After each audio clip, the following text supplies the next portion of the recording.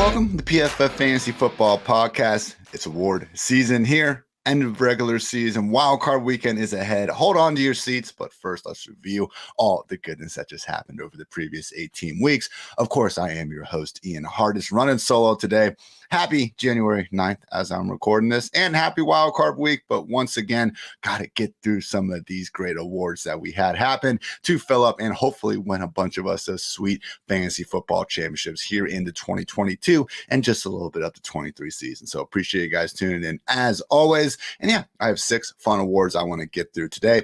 Just so you guys know, in the near term, we will be back to some more strategy-based fantasy football content. I'm planning on reviewing quarterback, running back, wide receiver, tight end, loads of good shit like that here over the next 2 months. So we're going to take a bit of a step back from analyzing each and every game coming up. I know there's plenty of great minds out there do that. We do that 17 weeks out of the year. But for now, I want to keep things more so on the fantasy focus side of things, looking ahead, getting some actionable takeaways. But again, first things first is dealing with some of these awards. I have 6 categories I want to go through: the most valuable fantasy player, fantasy playoff MVP, best fantasy championship game performance, most improved fantasy player, best fantasy comeback, and rookie of the year. You can find all these on the lovely PFF.com as of Tuesday, and I'm recording this on Monday. So with that in mind, everyone, let's get after it.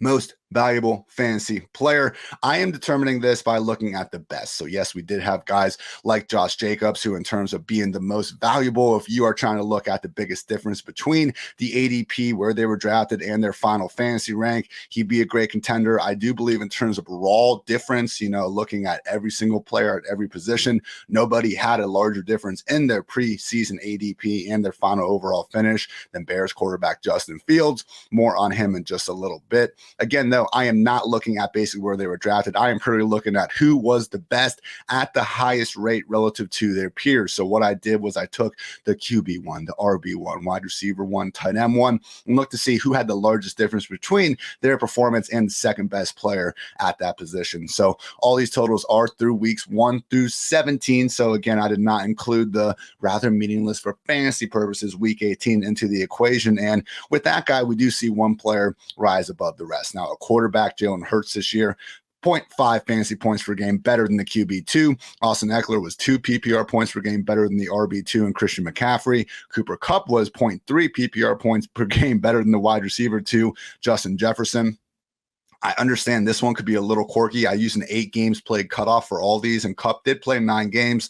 That said, if you want to eliminate Kupp from this equation, which would be fair, Justin Jefferson still 2.2 PPR points better than wide receiver 3, Tyreek Hill. So we have Justin Jefferson, Austin Eckler, Jalen Hurts, a little bit better than their second guy, but you guys can probably see where this is going. Fantasy MVP of the season, got to go to Chiefs tight end Travis Kelce, 6 PPR points per game better than the tight end 2, TJ Hawkinson. So really is just one of those situations where looking at how much better Kelce was than the number 2 player at the position in TJ Hawkinson is enough for me to give him the award. And this really is a huge mark. 6 PPR points per game better than the next closest guy. Last year's winner was Cooper Kupp. He was 4.1 PPR points better than the next closest wide receiver. In 2020, MFVP, that's an easy one to get out of the mouth.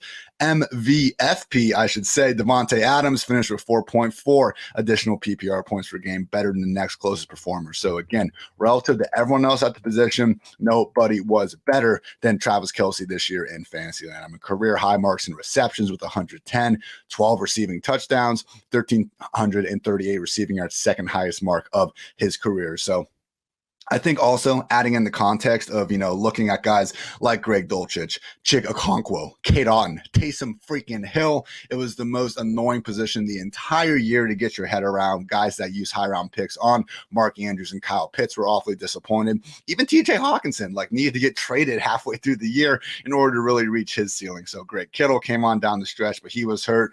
At tight end, it was an absolute headache to deal with each and every week, unless you were lucky enough to have drafted Travis Kelce back in round 1 or even early round 2 back in August. So most valuable fantasy player is going to go to Travis Kelce, runner-up Austin Eckler for his season-long dominance.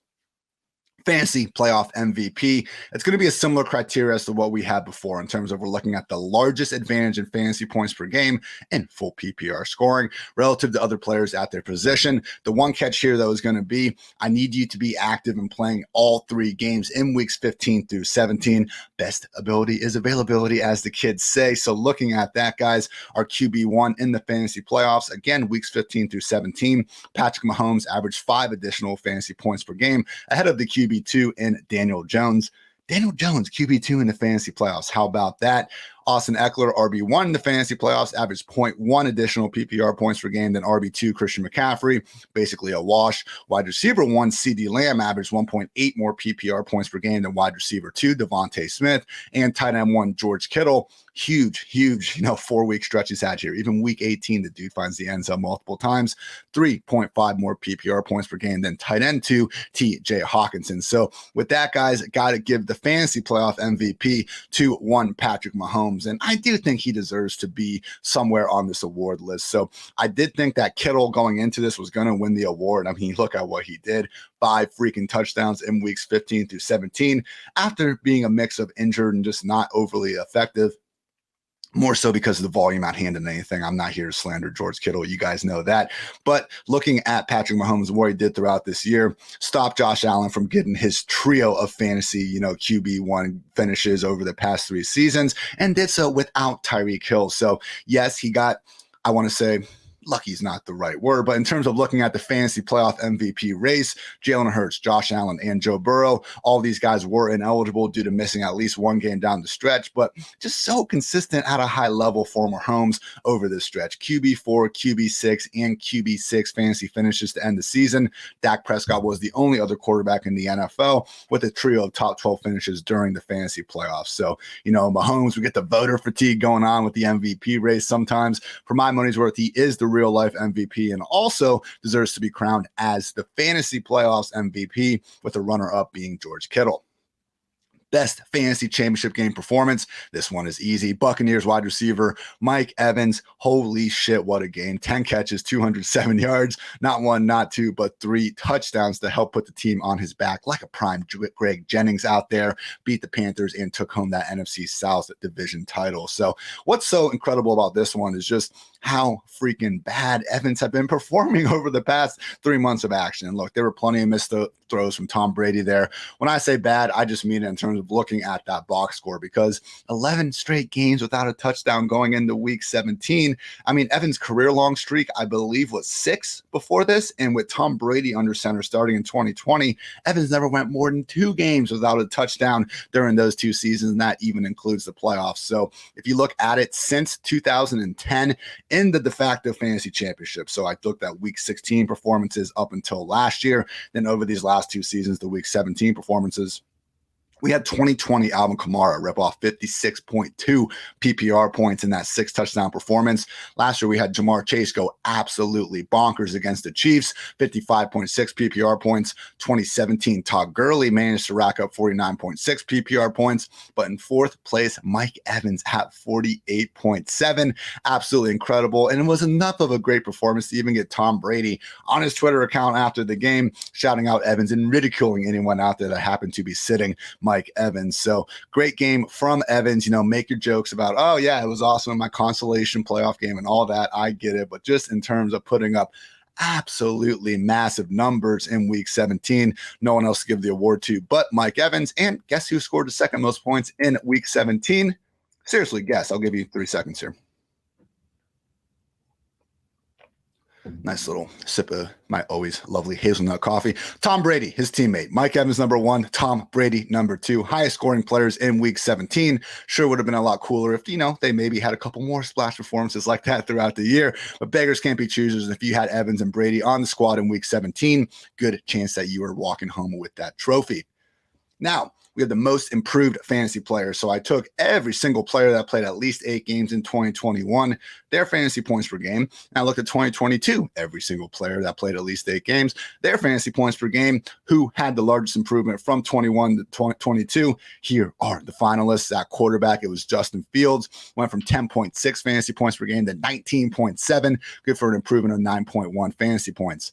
Jerick McKinnon, 2.8 PPR points per game in 2021, up to 11.7 this year. So when you look at Jerick, yes, he did have a nice playoff stretch last year, which is not going into these totals. And yeah, he did benefit from Clyde Edwards-Helaire not being a big factor here this year, mostly due to injury, about the halfway point. But still, Jerick McKinnon, guys, someone that when he actually left Minnesota and went to the 49ers, really was Kyle Shanahan's first major investment, and John Lynch, once they started taking things over in San Fran. I mean, Jerick McKinnon at one point was legitimately like a first or second round fantasy running back when he was with those 49ers teams, just could never stay healthy. But we've seen him with the Chiefs, at least over the past 2 years, start to look a lot more like that guy. So really underrated, just comeback real life story for Jerick McKinnon here over the past 2 years. Good to see him as a finalist here. At wide receiver, Zay Jones, 6.2 PPR points per game in 2021, 12.8 in 2022. Good for an advantage of plus 6.6. Shout out to Underdog Fantasy's Josh Norris. You guys know we love Josh and Hayden, everything the whole gang at Underdog Fantasy does. But yeah, Josh Norris all over Zay Jones all freaking offseason. I mean that in terms of fantasy drafts. Get your mind out of the gutter, everyone.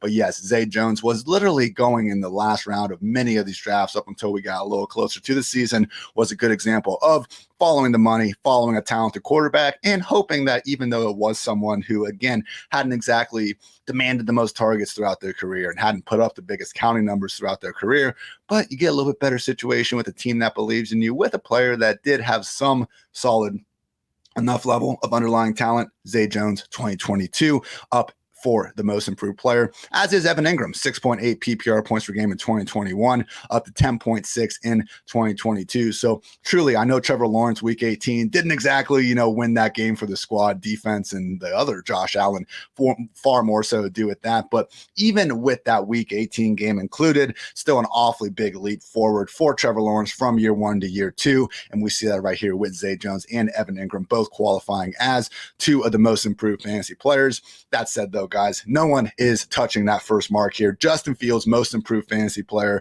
of the season, with that plus 9.1 fantasy point advantage. So we saw it coming on a little bit at the end of last year. He had 4 top 10 fantasy finishes in his final 5 starts. But even then, guys, overall fantasy QB 5 on the season this year, absolutely incredible. And he started off with duds in 4 straight weeks, couldn't finish inside the position's top 20, and then he literally rips off top 12 performances in 10 of his final 11 starts. So Justin Fields was someone that I know when Dwayne McFarland and I were breaking down all of our quarterback tiers, he was always, I'm not going to sit here and say, oh yeah, he was a must draft guy for us each and every time out there. But when we got to Fields, it was like he had his own tier after, the pocket passers who we thought were safer, the Staffords, the Rodgers, Brady's, Kirk Cousins of the world. Even Derek Carr was in that group. It was basically those guys. And then there was Justin Fields, but it was always easy enough to look at Fields versus the rest of the group. Tua, Zach Wilson, Trevor Lawrence, all those guys. And you could tell that Fields at least had the best fantasy friendly skill set at the position. And we saw that in style, man. 1,143 rushing yards, second highest mark in NFL history at the position, only behind 2019 Lamar Jackson. So yeah, guess what? Make your running back jokes. Lamar Jackson gets them. I'm sure Justin Fields will get them. Will the Bears even stick with Justin Fields down the road? I think they should, but you know what? If they do want to hitch their wagon on to Bryce Young or CJ Stroud or someone instead, okay, go ahead. But spare me this whole Fields just can't pass and all this idea. We do this all the time, and we just give no freaking mind to the weapons that these players are working with. I think this year in particular, Justin Fields and Daniel Jones, they should pretty much get a pass in terms of what they were doing throwing the football. We're talking about consensus bottom 5, if not bottom 3 groups of pass catchers in both Chicago and in New York. And then both of those rooms got terribly injured the entire season. And now all of a sudden we had Fields and Daniel Jones being forced to work with the backups of groups that we already knew were really bad. Darnell Mooney getting hurt. The Bears actually going out on a limb and trying to get Fields some talent in the form of Chase Claypool. Make your own jokes there, but either way, he got injured and couldn't be out there. We had Equanimeous St. Brown inexplicably in the wide receiver rotation, and then he was even missing time down the stretch. That was what Justin Fields got to work with. And then with Daniel Jones, I mean, look, Darius Slayton was a healthy scratch in week 1. Ideally, the Giants wanted to roll into the season with Sterling Shepard, Kenny Galladay, and Kadarius Toney as their top 3 receivers. Now, by the end of the year, we got Darius Slayton, Richie James, and Isaiah Hodgins. So doing good things, but again, when you have just brutal groups of pass catchers, and then some of those guys get hurt, maybe the lack of a ceiling for the passing game counting numbers isn't fully falling at these quarterbacks. So Justin Fields, at least in fantasy land, absolutely unreal quarterback this year. He was going as the QB 17 in the preseason, pick number 146 overall. And again, I bet a lot of you got him on the waiver wire after that rough beginning stretch. So most improved player of the year going to be Justin Fields, with a runner-up award for Jerick McKinnon. Best fantasy comeback. This one always gets me in trouble when my fine social team members at PFF decides to, not add any context to it. And then people are wondering why I ignored some fantastic real life storyline for a random guy. So just to be clear, this is basically the living embodiment of the "they had us in the first half" meme. We are looking at the average of fantasy points per game for players that played at least 3 games in weeks 1 through 8 compared to what they performed in weeks 9 through 17, and looking at who improved the most. So again, you had to play 3 games in the first half and also the second half. I wanted to exclude guys like Keenan Allen, who were awesome in the second half, but literally just didn't play in the first half because of injury. I want guys who were objectively bad in the first half of the year and then got objectively good for at least a large portion of the second half. So with that in mind, we do have Justin Fields qualifying as the quarterback here, plus 9.5 fantasy points in weeks 9 through 17 compared to weeks 1 through 8. Another familiar face, Jerick McKinnon at running back, 6.1 PPR points per game in weeks 1 through 8, 16.1 in weeks 9 through 17. At wide receiver, guys, Christian Watson, 4.5 PPR points per game in weeks 1 through 8 compared to 15.7 in weeks 9 through 17. And then Justin Fields' good friend Cole Kmet went from 4.5 to 12 in terms of his first and second half splits. But you guys heard those differences. Got to be Packers rookie wide receiver here, Christian Watson, because he was out there during the first half of the year. I mean, dealing with a hamstring injury, he did miss a couple games. He had that other game against the Bills, I believe, where he got concussed like on the second or third play of the game. So unfortunately, was constantly working out less than 100% and then was further banged up and not able to be out there as much as he wanted. But even then, guys, 30 total yards and 1 touchdown in, weeks 2 through 4 out there. Also had that 75-yard house call on literally the Packers' first play of the season go right through his outstretched hands and really set an awful precedent for what was to come here. That said, guys, the stretch that Watson put together between weeks 10 through 13 is what got him this award. In terms of pure PPR scoring during those weeks, he was the PPR wide receiver 3, wide receiver 8, wide receiver 10, and wide receiver 8, despite in those games only having 8, 6, 6, and 7 targets. So that's kind of the thing with Watson. Like, we've seen him dud down the stretch. I get it. But even then, he's been very close with a lot of these deep downfield shots that we know can be a little bit more volatile. And we're not seeing him bust on these 10 to 15 target workload games. He was never getting that this season, still made the absolute most out of his usage. So had a 46-yard rushing touchdown thrown there in week 13. True boom or bust wide receiver, but guess what? To be a boom or bust wide receiver means you got to be booming. Watson was doing that better than just about anyone between weeks 10 through 13. So one final time, first half production versus second half here. That is what we were looking at here with the best fantasy comeback, and it is going to go to Christian Watson accordingly. Runner up again goes to Chiefs running back Jerick McKinnon. Last one here, everyone. We have Rookie of the Year. This season, only 4 rookies averaged at least 12 PPR points per game with a minimum of 8 contests played. Sorry, Breece Hall, about that one. And I'm also going to be taking out Travis Etienne from the equation. This is not basketball. I will not be letting second-year players be called rookies as long as I can help it. Sorry, not sorry. So yes, with this, I thought it was a very interesting year in terms of Rookie of the Year. For my money's worth, after the first 4 weeks of the year, I thought it was Dameon Pierce. After the first 8 weeks of the year, I thought it was Chris Olave. Caveat there with those splits. If you look at Breece Hall, guys, because remember, Michael Carter was really making this a 2-back committee for the first couple weeks of the year.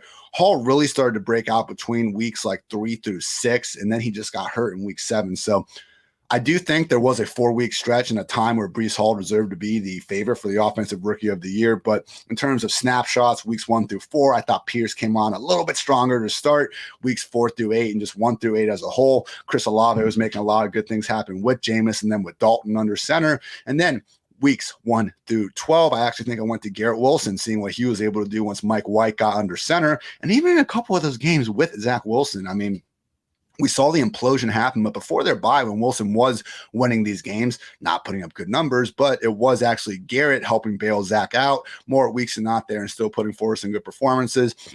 Unfortunately, he started to dud down the stretch, and then we ended up seeing none other than Kenneth Walker start to really emerge as the offensive rookie of the year down the stretch. So I guess Brock Purdy is in this conversation, and it is an incredible story. I mean, to go from Mr. Irrelevant to 6-0 as a starter with multiple touchdowns in every game, it's incredible. But that said, guys, the guy's first start was on December 11th. I mean, can we really name someone offensive rookie of the year, which in our culture means 12 months, for a guy that literally started 1 month worth of games? Not really for me, and especially because in fantasy land, we didn't see Purdy putting up these massive numbers. Not enough for me to get the nod and even be a finalist here. Because that's the thing with Purdy. The multiple touchdowns were nice and everything, but if you just look at his starts, he only had, as if he does get there in week 18, 2 of his 6 games, he'll be ranked higher, or at least inside the position's top 10 fantasy performers. So with all due respect to Brock Purdy, he is not making this list, but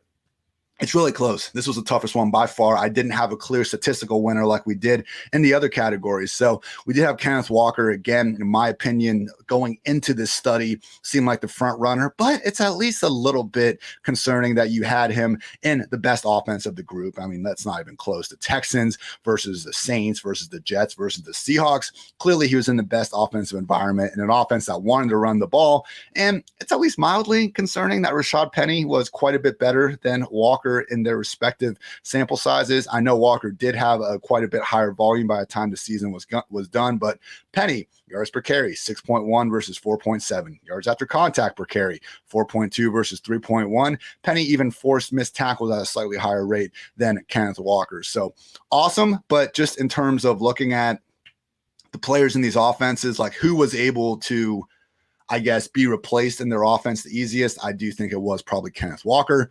Moving on to Dameon Pierce here, 0.3 forced missed tackles per touch this season, most in the NFL, regardless of position.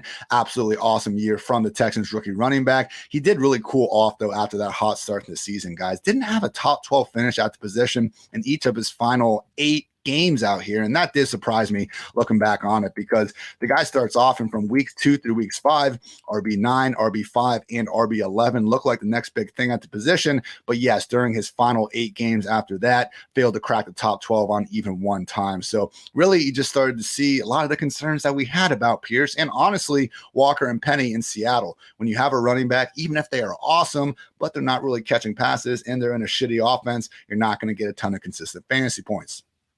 Saints wide receiver Chris Olave, 5th most yards per route run by a rookie receiver over the last decade with a minimum of 50 targets. I believe the only guys that were higher were Jamar Chase last season.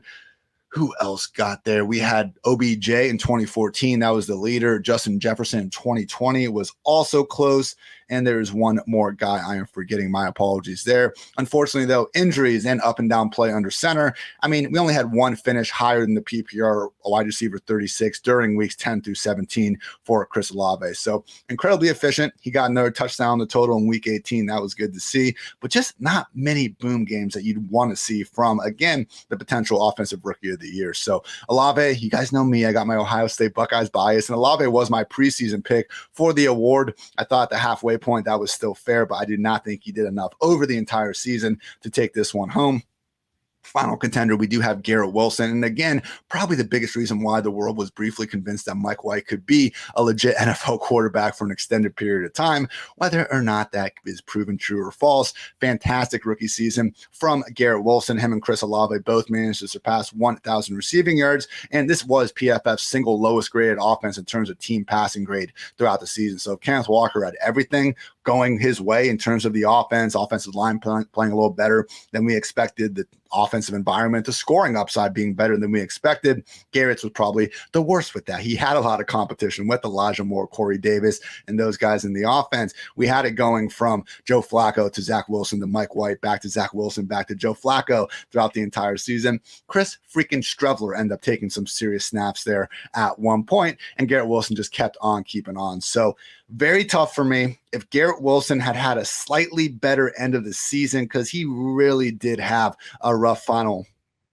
4 or 5 weeks. There's no other way around it. You look at his final 3 games, 4 catches, 30 scoreless yards, 3 catches, 18 scoreless yards, and then finally did finish with 9 catches for 89 yards against the Dolphins.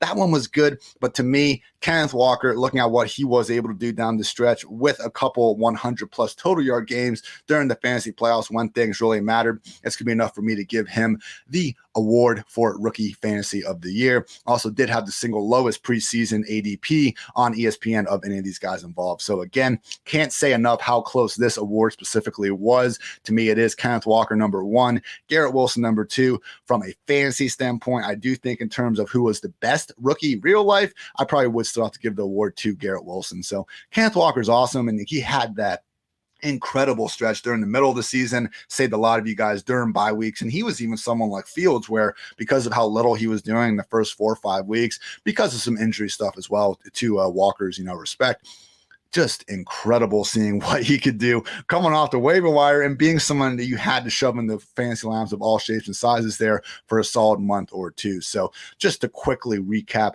these lovely PFF fantasy awards.